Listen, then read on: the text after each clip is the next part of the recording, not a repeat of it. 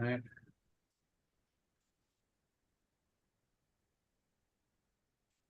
Couple of the PowerPoint too.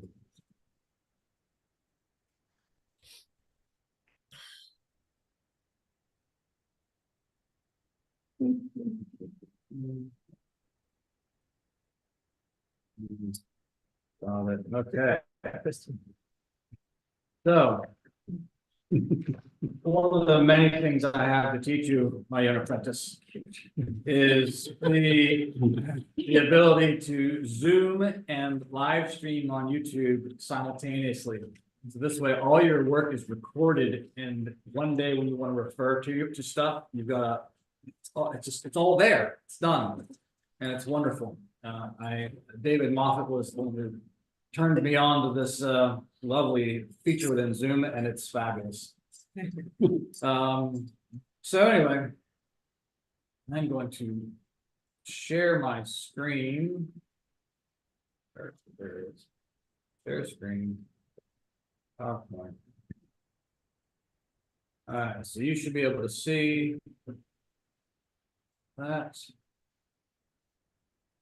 Okay, yeah, good. All right, so let's go. We have lots of slides. I generally budget for a 1 hour class, 20 to 30 slides, and I think I'm closer to 40, but that's okay. We'll roll through this. I've been really struggling what to call this class. I have here destruction by God's presence, stages of the Lord saving us. I've had all these different ideas. I don't really know what to call it. It's just kind of, as you see in the subtitle, this is based on the Holy City and Earthquakes, a paper by Eric Sandstrom. He put it forward at the clergy meetings this year. And you guys know Eric. Oh, yeah. But he has this way of communicating that's roundabout. He takes long pathways to get places. And so to me, I would title this class, Interesting Things I Learned About Reading Eric's Paper That Have Nothing to Do with the Holy City and Earth.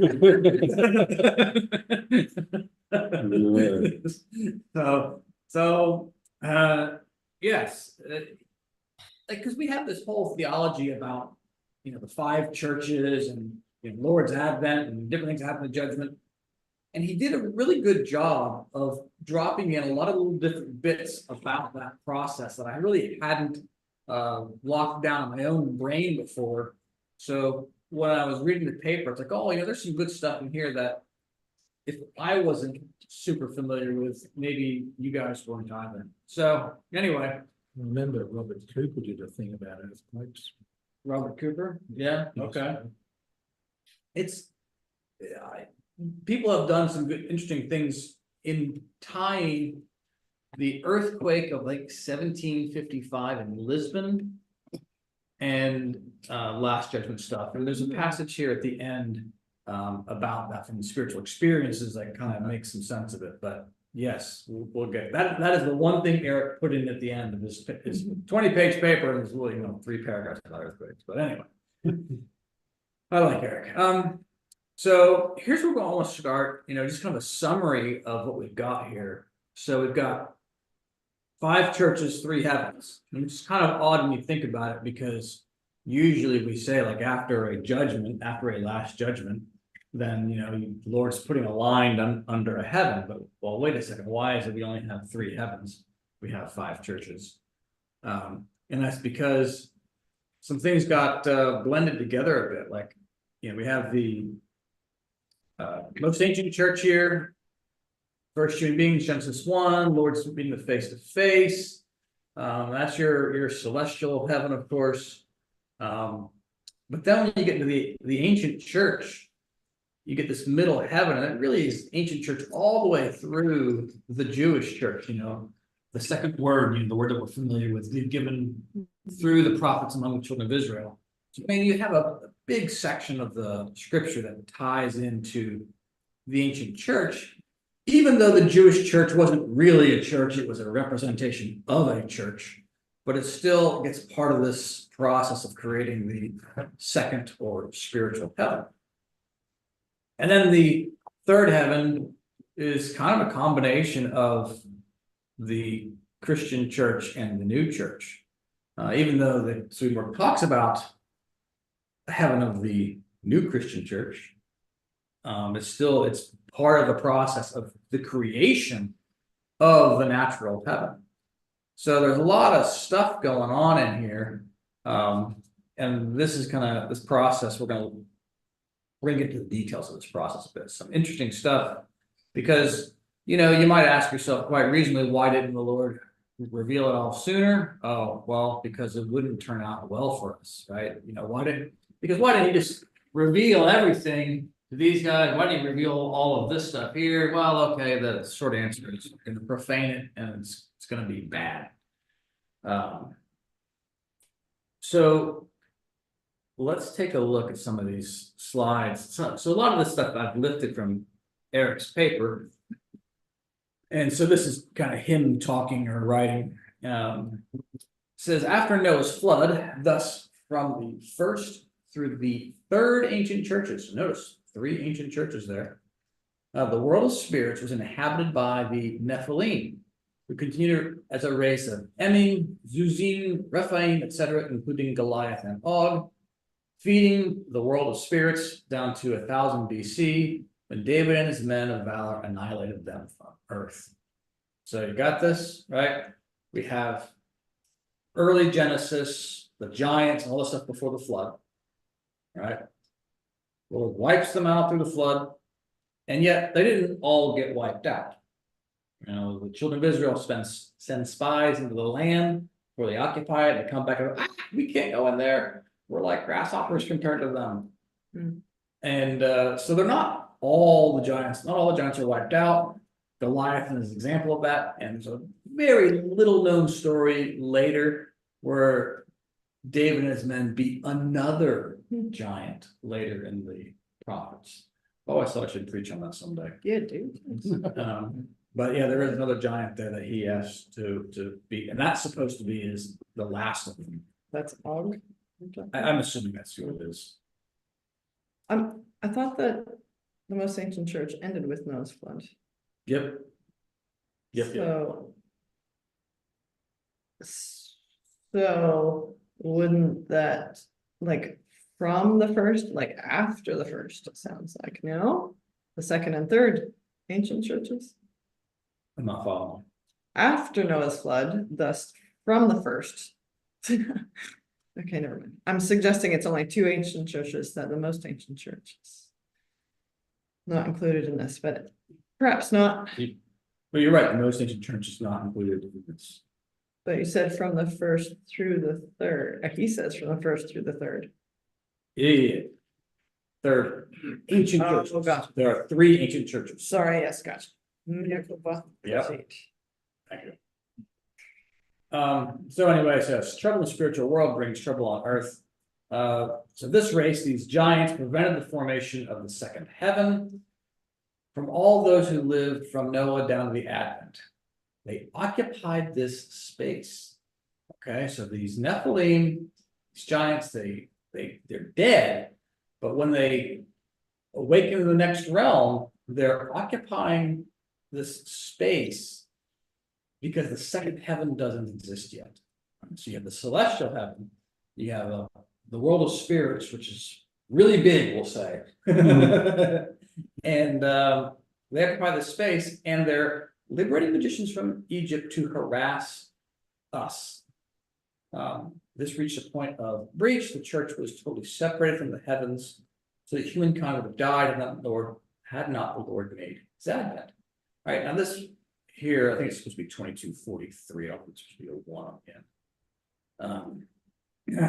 The connection was totally broken, and the Lord made his advent, established that connection himself. I think that's a fairly familiar kind of Christmassy type passage, right? If the Lord hadn't come to save us, we wouldn't have made it. But this idea and kind of reminding ourselves that it's these Nephilim, these giants, these guys were really bad. These were where it all begins. I actually want to switch over to. Okay, there we go. It's like it's animations we'll use in a minute. Did you have more to say about the harassment of the Egyptians, the magicians from Egypt? Kind? No, I just thought it was interesting. Yeah. That, I mean, that's where the Egyptian magicians kind of come into play. but interesting, it's phrased as, yeah, the harassment. Yeah, well, that's Liberated to harass humankind. Okay. yeah, that's Eric's writing, so I'm not gonna. Maybe leading them astray falls into harassing, Yeah. yeah. Okay. All right, you wanna read this slide, please? Thanks. The dire spiritual condition of the human race.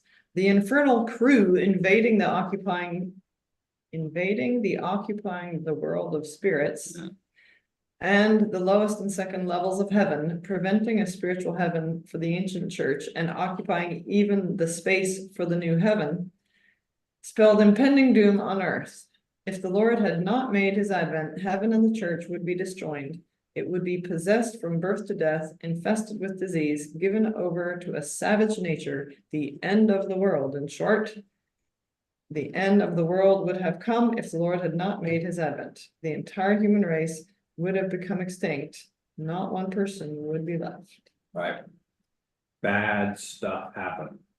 All right, again, we've heard kind of this stuff at Christmas time. Lord didn't come, we'd all perish. Mary? When the conjunction between heaven and the church on earth was finally altogether broken, only the Lord's own presence on earth could establish the link in himself.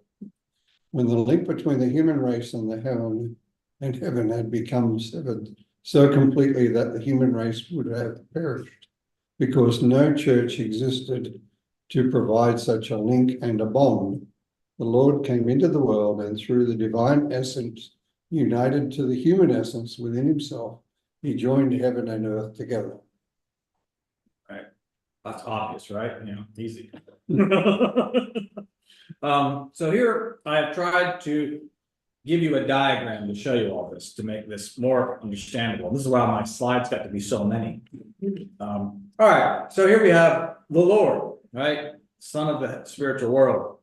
And what does he do? He has, its influx of the big sun ray coming down, all right? And he creates the physical world.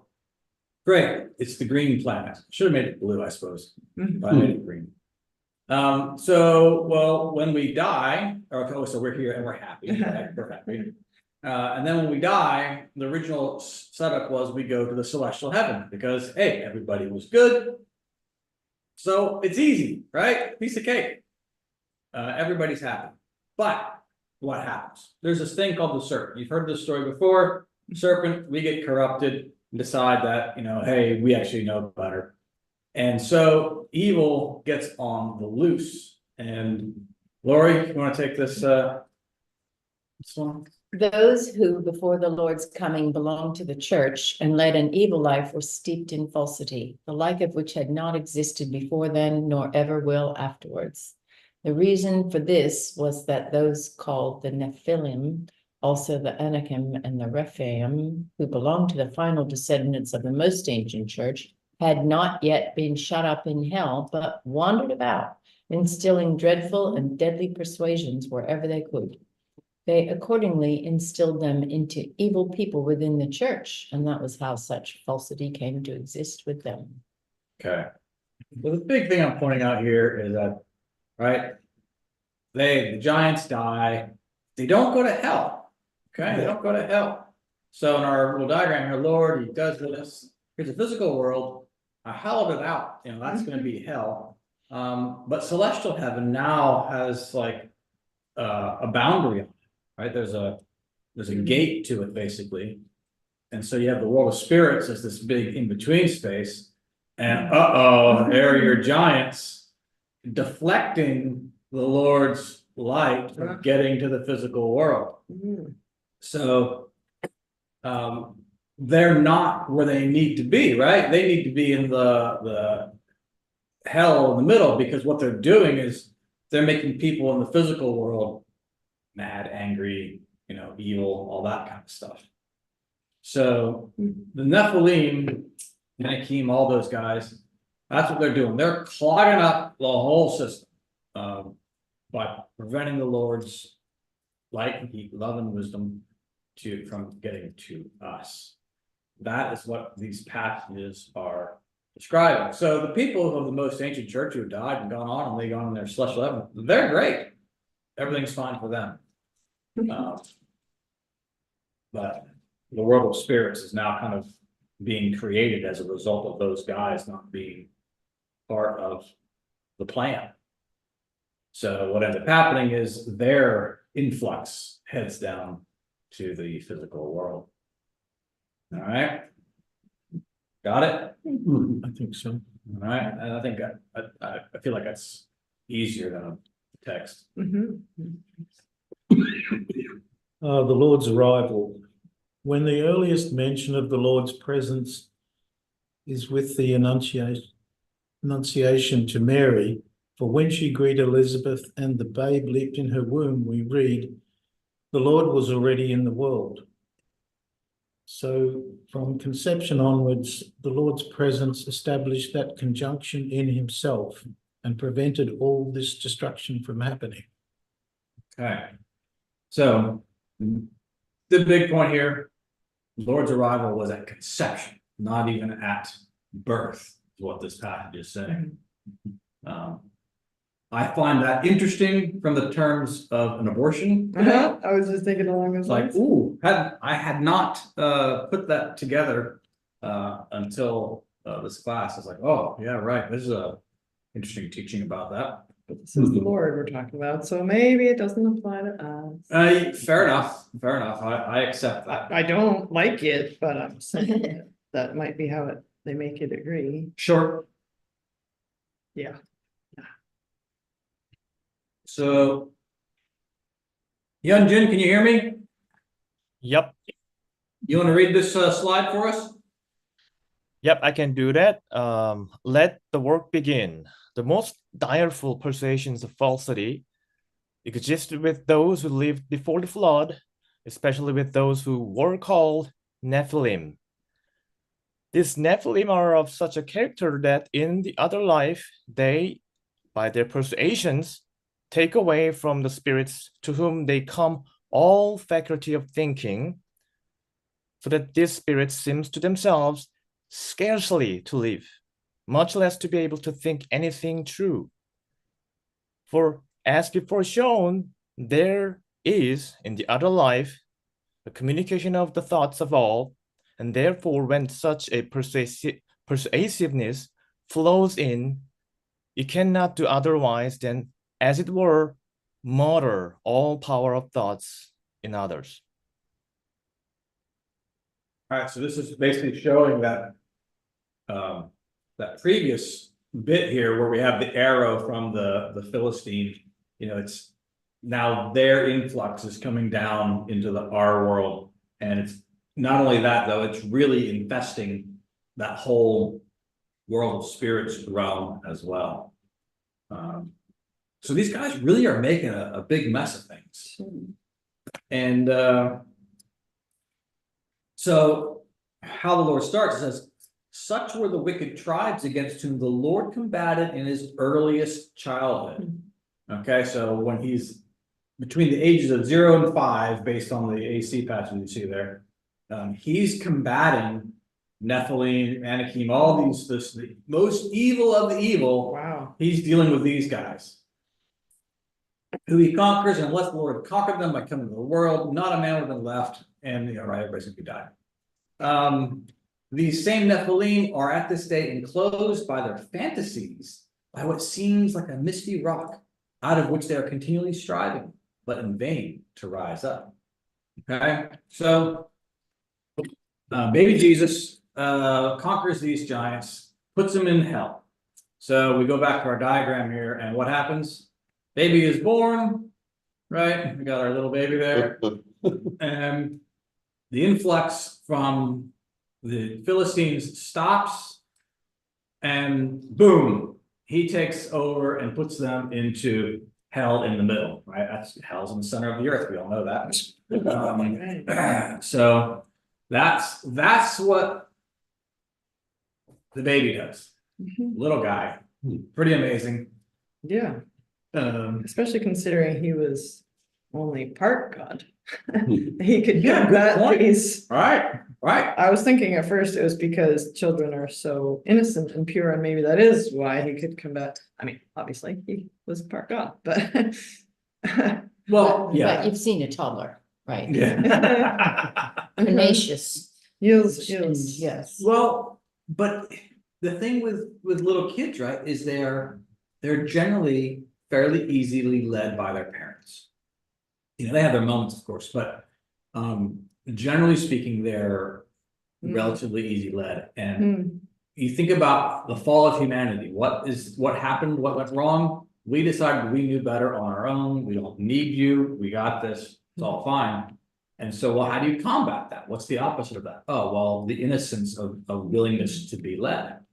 So, yeah, that's who was needed at that time to get rid of the giants. So, hey, job done, right?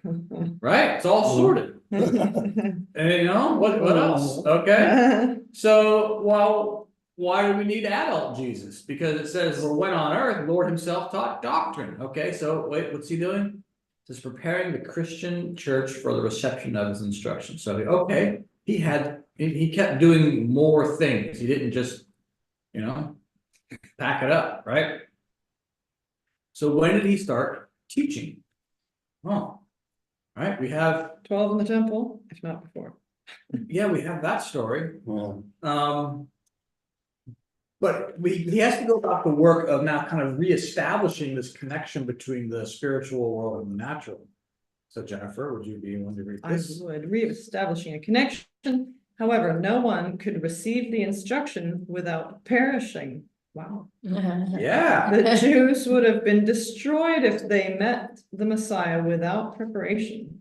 Earthquakes from the world of spirits were infesting. yeah, I don't know what it means by that.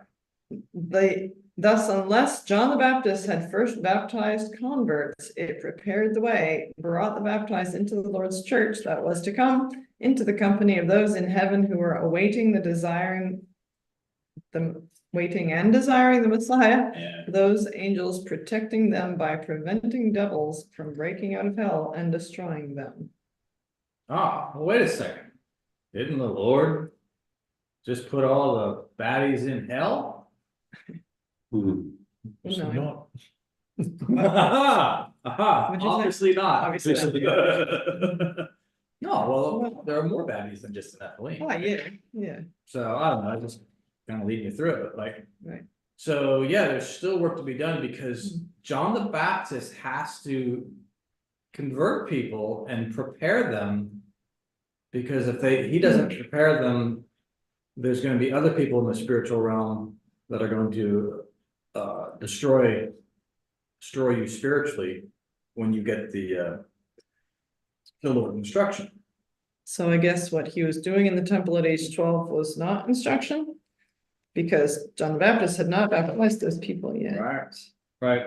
I mean, you got to be careful when the writings when you say always, never, absolutely. Yeah, right. You know, because you know, like there's a teaching that all of humanity was gone evil. Well, it can't be true in a literal sense because you have Mary and Joseph. There were good people in the world, the Yeah, wise right. men. But it's not like literally everyone. There is some, as Lori likes to say, hyperbole. Like, Holy you, buddy. So there is some of that going on here. So when he says, no one can receive instruction without perishing, perhaps not no one, absolutely, Right. but nearly no Relative. one. It's like absolute risk and a relative risk. Yes, relatively. Yeah. Right. So and I thought I brought this is my little addition here because That's according to Todd. yeah, well, whenever we Wow. talk about baptism of a child, we've done those here. It's why do we do this? Oh, it's a sign of memorial. This is what baptism does. It's a sign of memorial that The parents are going to try to teach the children the doctrine and how to live a good life, that kind of stuff. That's why we do baptism, and it's unlike a mainstream Christian church who thinks that baptism actually does something. And yet, you know, there are a few things like this. Baptism doesn't bestow faith nor salvation, right? Both circumcision and baptism were given solely as a sign or memorial, right? So it comes up in a few places that it doesn't do anything really. Doesn't it also put you in a special spiritual environment to some So extent? good. Yes. Yes. This is the thing but that number is like 1 of 1 versus all this other stuff is sign and memorial. And usually I think of baptism as this sign and memorial thing. And I usually don't put a whole lot of thought in this whole number you within the heavens, but I think that's exactly what John is doing here, because in this slide, Mary? Our baptism, if the baptism of John had not prepared the way for Jehovah as he was coming down into the world, a baptism in effect closing off hells and protecting the Jews from total annihilation, all would have been struck with a curse and perished. Yeah, that's bad. So by John's baptism and by the Lord's temptation, the Lord cleared the spirits and genii out of the world of spirits by the power he applied to himself in the process of glorification. right.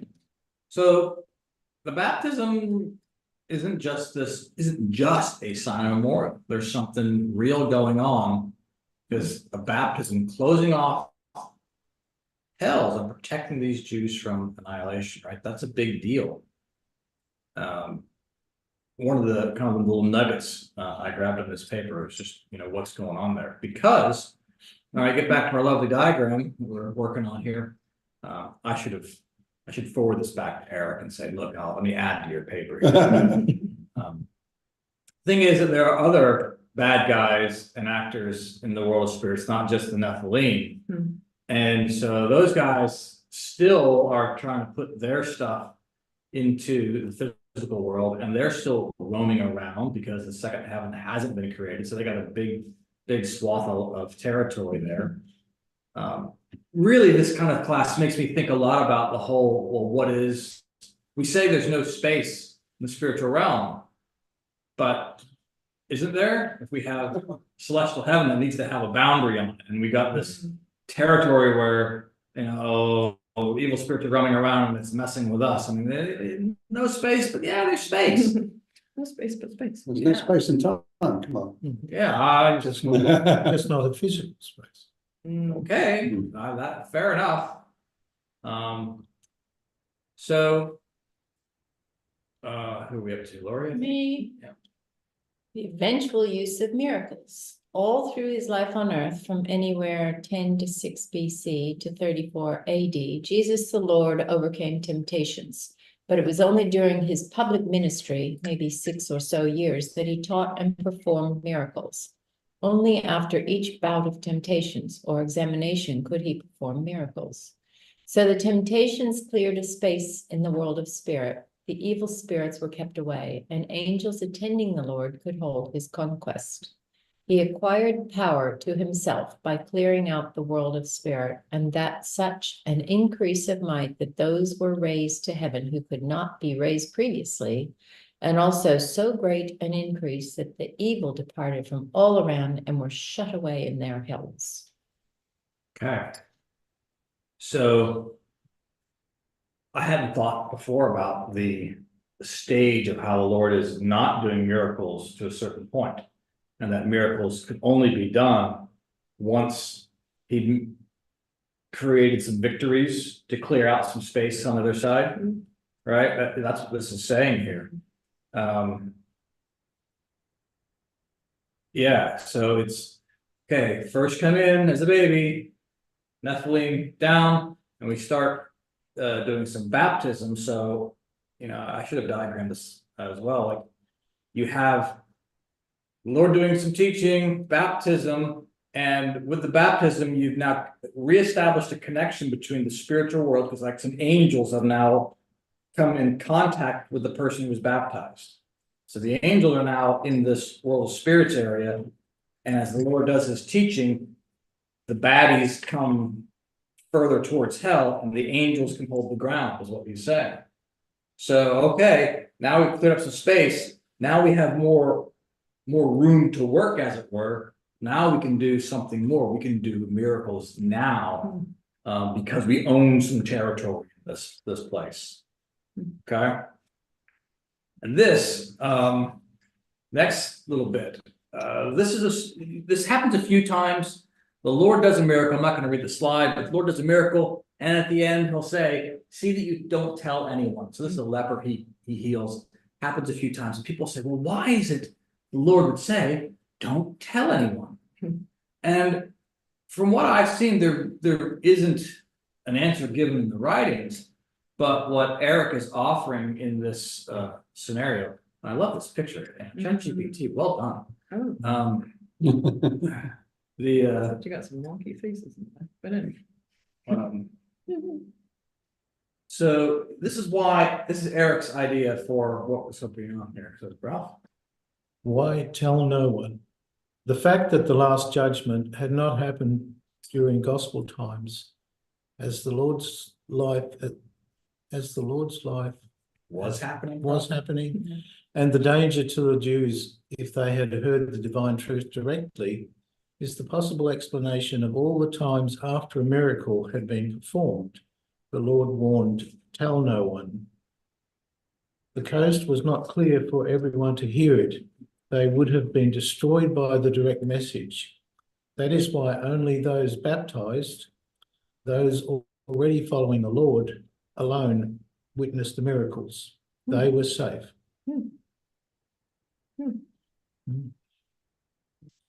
Yeah, I mean, this is, I think, Eric's derived doctrine, but it makes sense.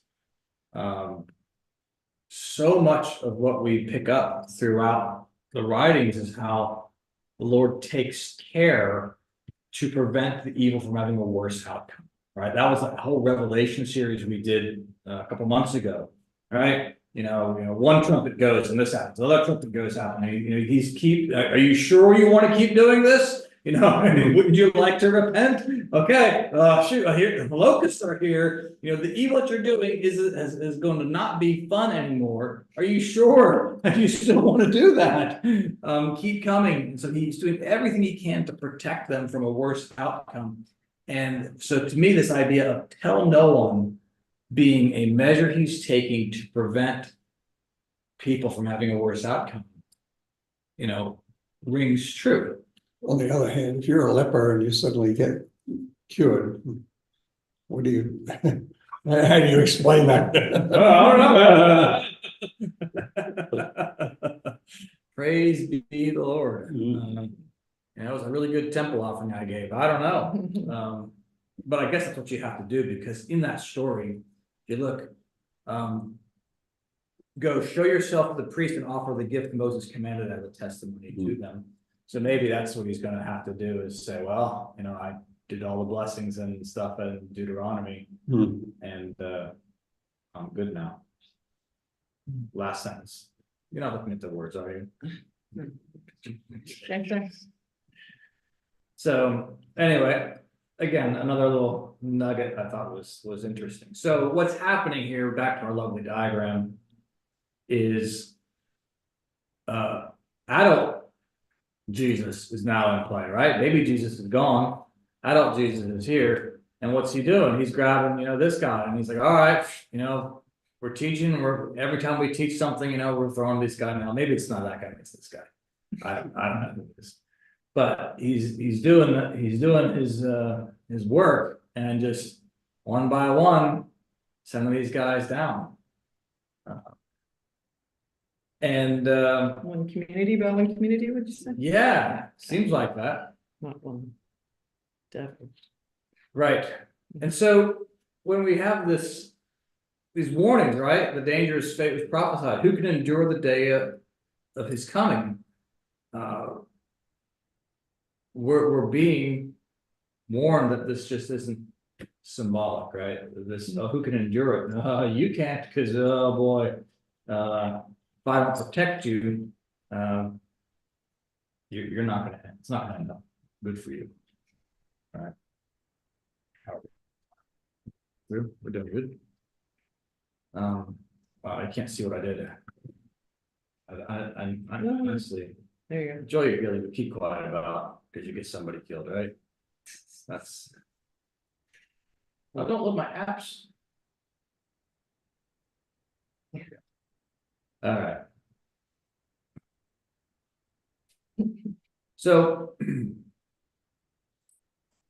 The next phase in this judgment and organization of the spiritual realm ties into the development of the Gospels. And again, another nugget in Eric's paper here that I just felt like, oh, this is something that we don't talk about, but I appreciate what he's pulled together here. John, I think we're up to you. So let's see. So let's have you read this first and all. Theory of the Gospels.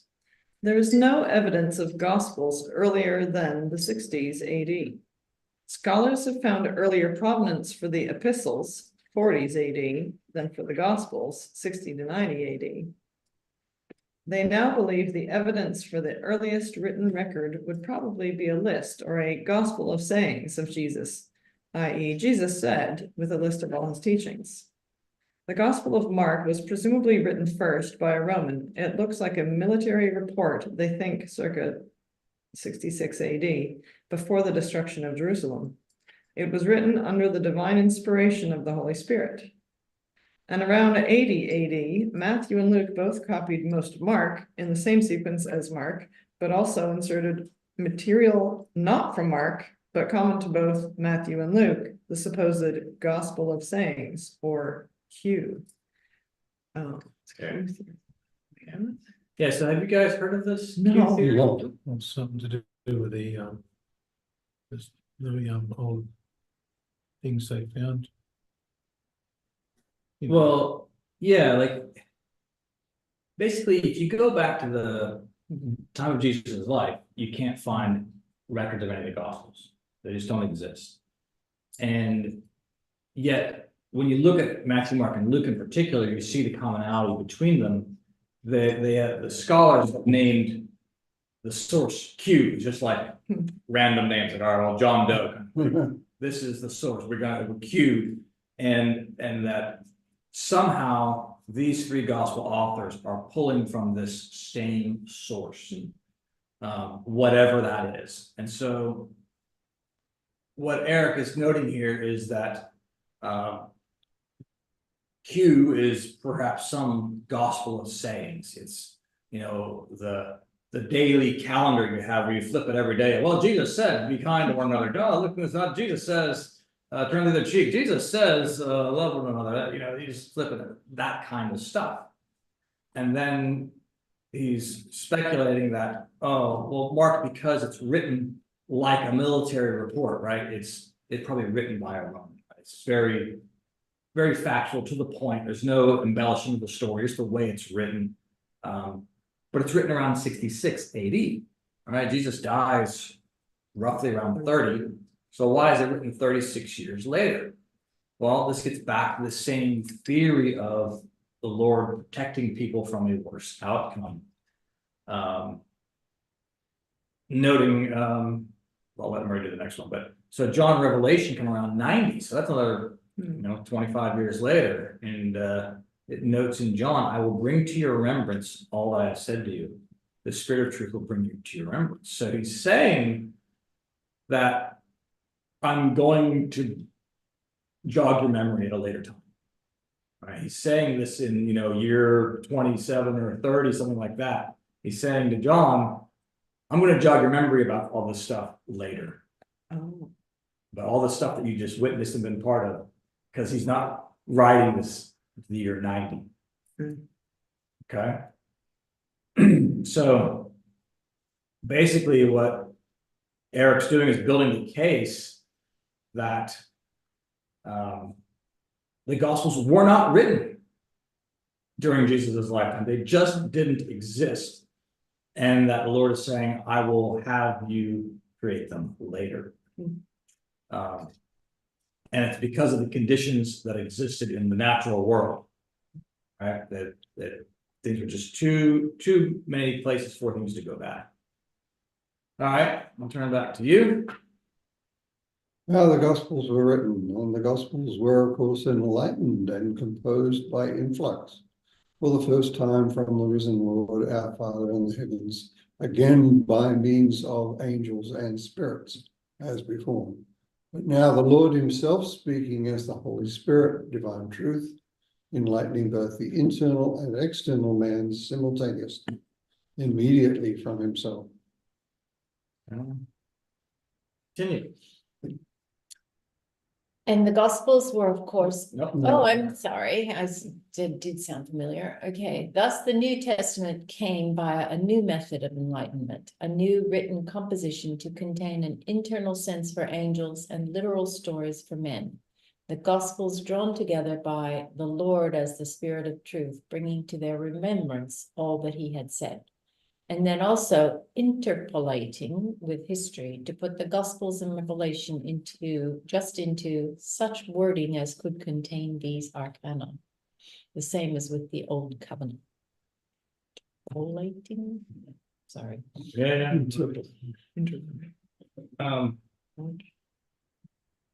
So Jesus' life happens, dies, the epistles get written, people make some notes about what Jesus did, but then it's years later, decades later, that through the Holy Spirit, by means of angels and spirits, the Lord now inspires these guys to write the Gospels. And it's done in a way where you're being inspired to write the history the Lord wants you to write. It's like, okay, and so I think there's a little bit of a, well, these things are true from a certain point of view kind of thing. It may not be that the Lord was necessarily at a particular place at a certain time, or things happen in a certain order. I think the Lord's telling us, well, there might be a little bit of fudge factor here, because I want the internal sense to be in place. So maybe don't bet your life on the literal accuracy of these things. Ralph? Recreating the past. For all the events now recorded in the Gospels had at first happened, but in a sequence not known to us, and heard first as Jesus saying his message in various settings, but now brought together into the sequence and settings in which we now find them, all for the sake of containing an internal sense, for the sake of the heavens resting on their basis. Thus the stage was set for the long run, namely waiting for the preparations for the second coming, the holy city, and the devastation of the Christian church, exactly as found in the Revelation. Okay. First sentence is pretty long. Takes its cue from Swedenborg, I guess. Right, so again, he's giving them what they need. Another thing that Eric points out is that the apostolic church had an opportunity to do better than it did. It says, when the Lord said, receive the Holy Spirit, that breath of understanding divine truth established the apostolic church and lasted for 2 or 3 centuries, but began to fall apart as early as the 50s and 60s AD, as recorded in Acts by Luke. So, and if you read the Acts and epistles, there's plenty of squabbling about, who's in charge and all this kind of stuff. So it's like, well, it starts off well, but it doesn't take long for it to start to fall apart. In the Coronis, we see by his first advent and the redemption he then wrought, the Lord was not able to form a new heaven of Christians, and from that a new church, because there were as yet no Christians, but they came into existence gradually through the preaching and the writing of the apostles. Even though the Lord came himself and taught divine truth and light, and gave enlightenment to receive this directly, and although he armed them with the entire range of doctrine, no new heaven could be formed from the apostolic church. I find, again, I go back to this whole, there's no space and time in the spiritual world. Well, guess what? You often say that, numbers don't matter. Well, this says they do. There were yet no Christians, so that's a problem. Having no numbers is a problem. You gotta, careful how you read some of these things. Think numbers matter to an extent. One good person is as powerful as 10,000 devils, right? So you have that number on your side, but you still need that one person. You still need the one. So he's got to develop some Christians to hold some new territory. Jen, back to you. The final nail. Then in Providence, the Gospels were then inspired and written, at least the first editions, later to be found in Codex Sinaiticus from 350 AD. It was certainly extant at the Council of Nicaea in 325 AD, when the Son of God, born from eternity, heresy, made the spiritual sun set and spiritual temptations became impossible. So it's the Council of Nicaea where they were trying to sort out, well, what God, Jesus, Son, one God, many God, what's the deal? Yeah, and they decided, okay, it's a Trinity, including a Son that's born from eternity. So that's what brought on all sorts of problems and eventually led to Luther's faith alone and that kind of stuff. So the Christian church was, had a lot of problems from the get-go. Even though it grew. Lesson here is it could have been so much more. Mary? You forgot to let Hyunjin read again. Oh, I did. Hyunjin. Yes, this is short. Thank you. Yeah. It could have been so much more. The new heaven could have been formed from the apostolic church. Imagine the holy city of doctrine descending in the 200s AD. The Lord's breath of the Holy Spirit meant imparting the ability to understand divine truths and receive the life of faith. So it in theory could have been done. Kind of like, the children of Israel could have gone into Canaan right out of Egypt, but stuffed it up. We're not good at taking shortcuts. We like to take the long way around. So I like this one. Could we all be Pentecostal? Back to the Lori, I think. Oh. Where did Did Mary you go? read Mary? Never. No, you scared No. you and did one. Okay. Oh. Could we all be Pentecostal? Could the Pentecostal event have imparted the ability to speak divine truth in angelic language? When the spiritual language is heard, everyone hears it as if it's their own language.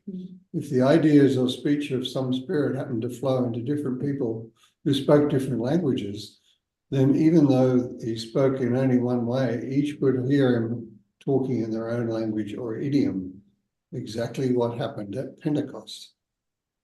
So maybe we've been a little bit better in the early centuries.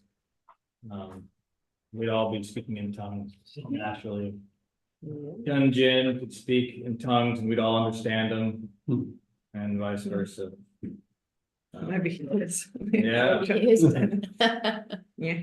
So just to wrap this up, there's a couple slides back to these earthquakes things. Basically talking about how there's danger attending the second coming as well. So Ralph, you want to take this one? So the danger to Swedenborg and the Split the glory. It's fine. Go ahead. So the danger to Swedenborg and the writings was real. We read, before 1757, the darkness in the world of spirits intercepted the influx from the Lord. So if concentrated doctrines had been printed before the Last Judgment, they would have been profaned. These things must indeed be disclosed, but they are not accepted until after those people meant by the dragon, the beast, and the false prophet have been cast out of the world of spirits, because it could be dangerous before then. All right, this is a familiar theme for this morning's class, right? something, we gotta get this bad stuff out of the world of spirits, or else somebody's gonna be harmed. So, you know, if we had a diagram of, at this point in history, to have celestial heaven, you have the spiritual heaven, world of spirits, and some void where the natural heaven will be. And now you gotta do the same process again, get these bad actors out, put them back in the center of the earth into hell, and hold them up. I was gonna Lord read this one, but all right. Some of this from spiritual experiences. Some of those who were on the mountain conferred among themselves about how they might adopt the heavenly doctrine, which is dealt with in Arcana for the chapters on Exodus. And they devised wicked plots on how they might adulterate it, which plots were of such a nature that I dare not publicize them, because they were more horrible than may be exposed to view, together with all the things that could adulterate it and thus utterly destroy and uproot it with these, so that it would be utterly extinguished. This is late in the spiritual experiences. Swedenborg saying, I saw somebody having a conference about how to muck up the Arcana as it's being published. So these are people in the world of spirits. Mhm. Hmm. But their wicked plots were uncovered, and they were punished in this way. They became entirely insane and stupid, with the result that they could never recover their intellectual faculty. There were many like this. I was able to learn from them how it happened with those who embraced the heavenly doctrine with the intention and the plan of extinguishing it, which can be done when they admit its holiness and secretly pour in profane matters. The second advent was also under threat, and most atrocious plot against the Arcana Celestia. This implicated the Jesuits. Their Inquisition was in full force, so if they had copies of the Arcana up to that year, 1755, which would be volumes 1 through 6 or 7, their plot on earth could entail a public recanting with burning at the stake still on the table. If the Jesuits headquartered in Lisbon were plotting this, the earthquake of 1755, November 1st, All Saints' Day, certainly prevented any further progress in that regard. Ooh. All right. All the churches of the faithful collapsed.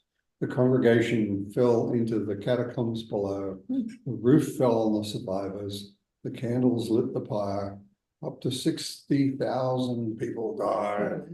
The Jesuits were caught in another plot to assassinate the king, and so Pompey, in the aftermath, had them tried. The leader, Malagrida, was burned at the stake, and the Jesuit order was suppressed in 1759. If this plot was actually taking place, namely to adulterate it, thus would utterly destroy and uproot it with these, so that it would be utterly extinguished, then it would fulfill the prediction that these works would be profaned if revealed before 1757. Boom, boom, boom. So it's the churches of Jesuit faithful. Is that what we're saying? Yeah, that is the Yeah. Jesuits who were interested in Yeah, doing. He's got all those well, that, animals. I know that the Jesuits wanted to do that, but it's the churches of the Jesuits What's the that little animal? all collapsed and burnt. Yeah, that wasn't super clear. I mean, in order to stop them. Yeah, Yeah, wow, wow. So this is Eric's take on things that the Jesuits had been allowed to survive, then they kind of would have been profane. So Wow. wow. Very timely earthquake in Lisbon, huh? boy, I tell you what. Wow. Yeah, you had to do that right on time. Hmm. So. Yeah, just, Hmm. you know, everything, so yeah, Holy City and Earthquakes was the title of the paper, so he has this huge Oh, setup yeah. to get. To get to this one statement at the end about the Right. earthquake in Lisbon. Mhm.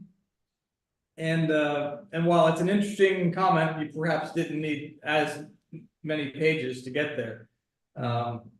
There were some interesting nuggets along the way, and just showing this continual effort by the Lord of clearing out world of spirits, keep going, all right, we made room for another heaven, put that, install that, okay, well. Okay, we're gonna keep doing this again for another while and can finally install the first heaven. But this is how you get 5 heavens, 3 churches, no, 5 churches, 3 heavens, 5 churches, 3 heavens. And this process of a gradual revealing. Right, will give you as much as you can handle, but the theme that I come back to is this: how the Lord cares more about the evil, preventing the evil from going to a worse place, than he cares about the good going to a higher place. Everything's lined up so that they're not profaners. And I think that's an important piece as we, go through even this world. We see that, some things aren't fair. It's true, but the Lord has lined it up in a way that he's saving the worst from themselves. So I think, we do it. Oh, 11:59. Nailed it. So this earthquake would have occurred while Swedenborg was still alive, right? Yep. Mm, Yeah, he died, 1788, I think. Yeah. While he was still writing. Yeah, Mm. so, Wait, the last judgment was 1770? 1770 was complete. A complete, oh, right. Because, it's not like, Yeah, right. So 1755 is still, yeah. I remember reading years ago an article in New Church Life about the earthquake of Lisbon and tying it into Last Judgment stuff. I didn't remember this bit about Jesuits and their plot to destroy the Arcana, though it may have been there. So I think New Church people have had this notion that there's something going on there for quite a while. But I like the idea of tying it into all the stuff that Eric is showing as far as this theme. So now that you've heard and seen the presentation, if you have any great ideas as to what to title this, I'm all ears. Interesting things from Eric's paper, No, Well, you had something about, what was it? The Lord's presence or something, not be able to, like, I took that to mean how the Lord is so powerful, we can't handle it. Yep, that's why I didn't like that title. Right, yeah.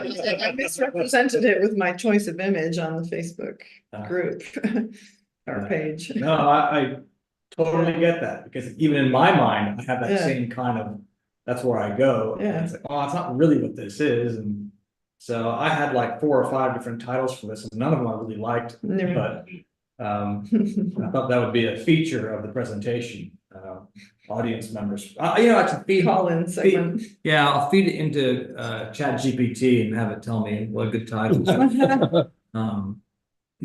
So, yeah, there you go. But Hyunjin, when you were here last year, we must have done a class when you were here last year, right?